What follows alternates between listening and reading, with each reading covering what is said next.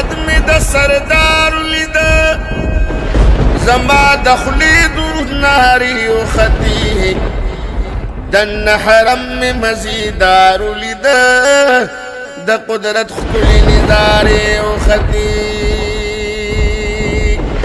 چشن گنبد می د سردار لیده زما د خلی دود ناری و خطی دن حرم می مزیدار لیده د قدرت خکلی نظاری و خطی چی ور داخل شم پا حرم بالدی د الله فضل تهیران و مزد درود موی پا هر قدم باندی چی خپل محبوب لور روان و مزد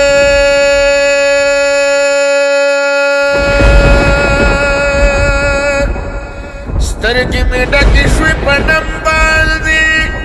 بالکل پویخا کی پریشان و مزه د جنگلی خواتا میں قطارو لیده د نور نڈکی دروازی و خطی چشن گنبد میں د سردارو لیده زما دخلی دود ناری و خطی دن حرم میں مزیدارو لیده د قدرت خکلی نظاری و خطی نور تا د نور خوا کی ولارو مزه اوخ کی متلی د درودونو سرا خبرا پر پسلگو جاڑ مزه یو شان زرگونو عالمونو سرا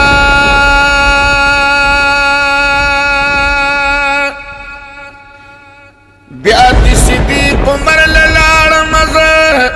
مخامخ قدریدم گلونو سرا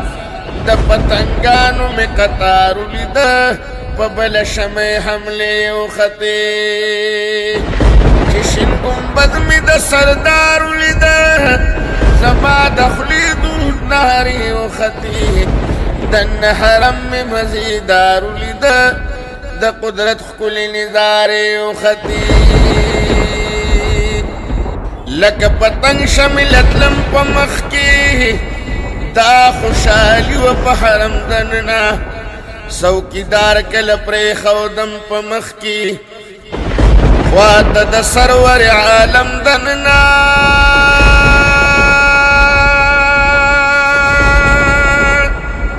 چخ پل محبوب تودری دم پا مخ کی شنیوی پردی پا غنچفم دننا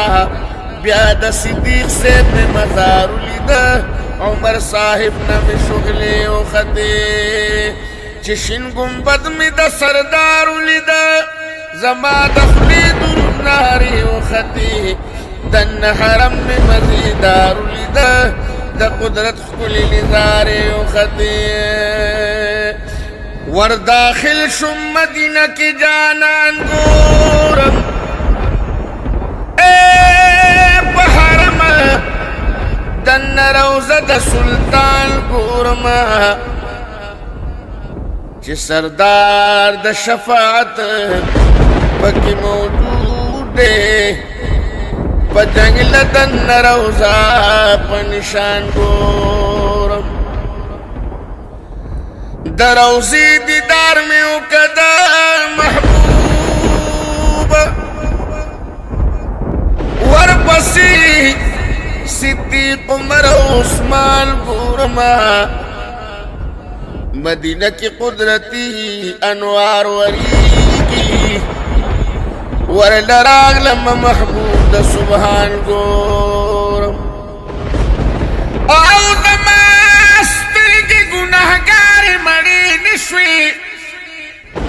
ہر ورزا دا زخمی ظلم دربال گورم مدینہ خو مدینہ دا دنور تخت اسدا دا تخ پخوا کی گرزم شاہان گورم او مدینہ خو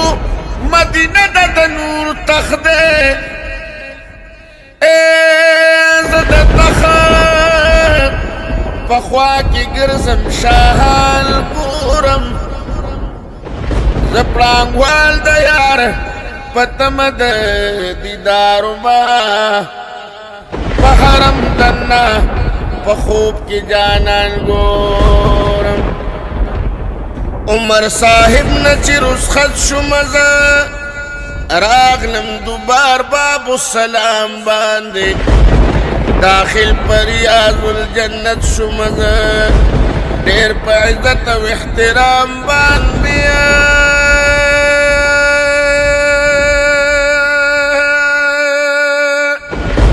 سیراب دمینی پا شربت شمزا ساکن شکرم پا جام باندی بیا می دخپل قلم گزارو لیده دا پرانگو حال دغا آوازی و خطی چشن گنبد می دا سردارو لیده زما دخلی درود ناری و خطی دن حرم می مزیدارو لیده دا قدرت خکلی لزاری و خطی